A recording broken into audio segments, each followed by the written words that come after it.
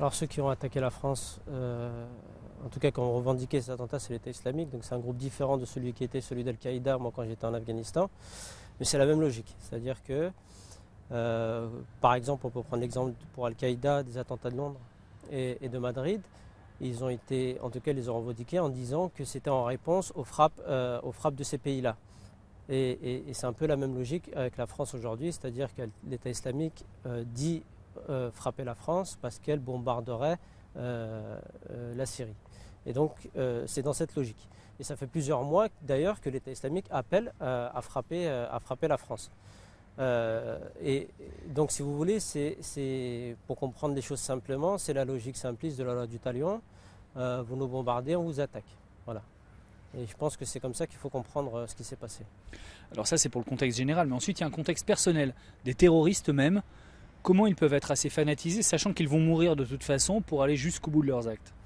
Parce que dans le discours de Daesh, en tout cas, dans l'idéologie qu'ils ont, ils admettent l'idée que les attentats suicides sont un outil comme un autre de lutte.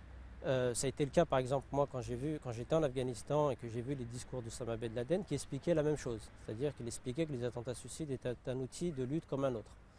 Et donc quand ils ont admis cette idée, ils ont admis aussi que dans leur lutte globale, dans ce djihad international, les attentats suicides, même s'il y a des victimes innocentes, ils partent du principe que la fin justifie les moyens. Et c'est ça qui est le plus grave. Et donc c'est comme ça qu'on en comprend comment ils en arrivent à tuer des innocents. Et aussi dans leur envie de la mort en martyr aussi, l'attentat suicide finalement est la manière la plus spectaculaire, mais est aussi un moyen d'accéder à cette mort en martyr. Pourquoi ils n'ont pas peur de mourir? Parce que c'est justement le but.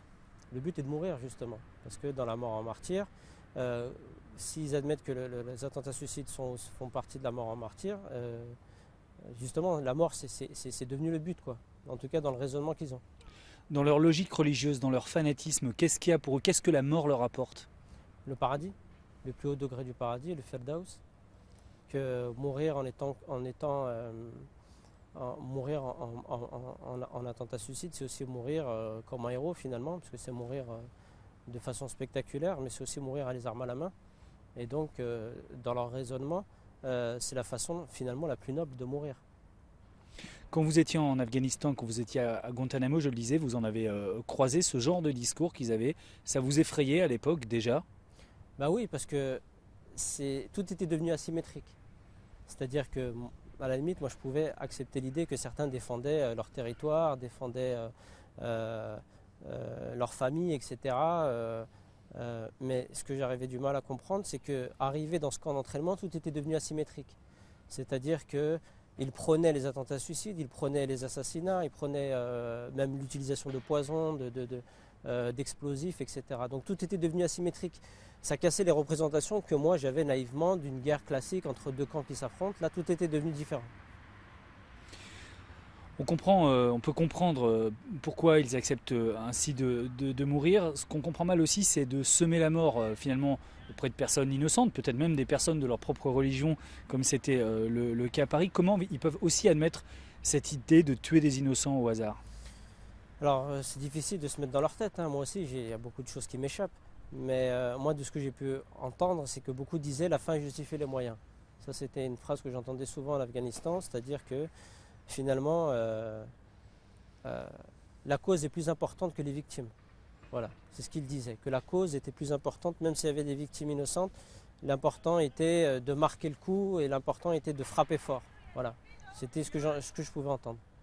Est-ce qu'il y a dans l'idée religieuse que les fanatiques peuvent avoir, cette idée aussi que les victimes finalement ont une vie après la mort et que Dieu saura reconnaître les innocents des coupables? C'est bien ça le problème, c'est qu'avec la religion aussi on peut tout interpréter de manière à ce qu'on a envie de faire dire tout ce qu'on a envie de faire dire, et c'est un petit peu ce que fait Daesh. Et évidemment, ils ont un tas d'explications, ils ont réponse à tout finalement par rapport à ça. Ils peuvent dire par exemple que oui, effectivement, que les victimes sont ressuscitées selon qu'elles soient innocentes ou coupables, mais c'est ça le plus grave. C'est-à-dire que tout est justifié finalement, même le plus grave, même le pire. Et c'est ça qui est très effrayant. Vous allez aujourd'hui, Morad Benchellali, à la rencontre justement dans les quartiers de jeunes qui peuvent être embrigadés par par des extrémistes. Est-ce que vous entendez aujourd'hui ce genre de discours de la part d'un certain nombre de jeunes que vous pouvez croiser quand vous allez vous justement expliquer les dangers de la radicalisation? Alors heureusement non. C'est-à-dire que pour arriver à ce raisonnement, généralement, c'est souvent dans des terrains de djihad, au sein même des groupes d'État islamique, on en arrive à ce raisonnement. Heureusement que ce n'est pas le cas dans les personnes que j'ai pu rencontrer. De toute manière, même un jeune qui serait tenté pour le djihad, il ne va pas le dire forcément. Mais voilà, en tout cas, moi je leur explique justement cette réalité que j'ai pu voir en Afghanistan, ce raisonnement aussi, et souvent ça leur donne des outils de comprendre aussi jusqu'où ça peut les mener. Pour se radicaliser, est-ce qu'il faut un gros travail de lavage de cerveau ou bien ça peut se faire finalement assez vite? Je pense que le plus gros de l'embrigadement se fait sur le terrain. Voilà. Je pense qu'on n'est pas réellement djihadiste aguerri avant de partir. C'est mon point de vue. Et c'est souvent là-bas que ça se fait. C'est-à-dire en ayant vu des victimes, en ayant touché des armes, en ayant peut-être même tué, en s'étant entraîné physiquement et en ayant écouté des discours qu'on devient plus aguerri. Et c'est souvent sur place que ça se fait. Et c'est pour ça que je parle aux jeunes justement pour leur éviter qu'eux se retrouvent sur place et qui rentrent profondément ensuite. L'ancrage devient différent. Mais je ne pense pas que réellement on soit à ce niveau-là avant de partir.